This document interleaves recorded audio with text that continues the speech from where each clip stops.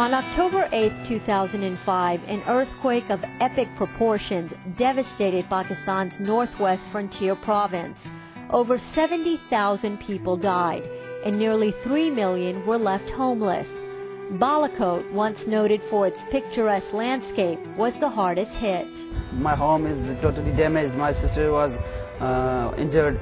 My mother was dead, and my family was homeless. The earthquake was perhaps the greatest equalizer. Everyone lost everything. The response from the international community was swift, and their mission was clear: sheltering the earthquake survivors from the winter that loomed. But one NGO had another critical need in mind.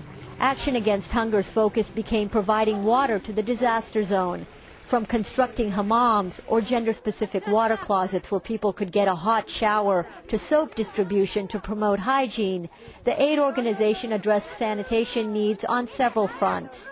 The primary goal was to help the victims of the earthquake in Balakot, Tahsil, and this was to give emergency Watson in terms of rehabilitations, in terms of giving access to safe drinking water, by also hygiene promotion, and also giving a better service to the people when they needed it. When they needed it most.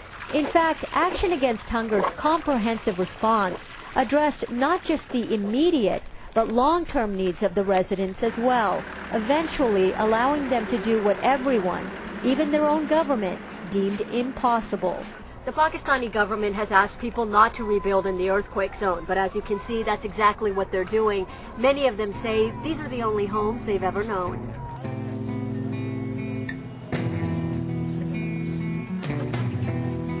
I think my drive to be working in humanitarian cause comes from the fact that I believe that every human being has a right to certain basic needs such as water and sanitation. Providing those basic needs have helped countless families start over.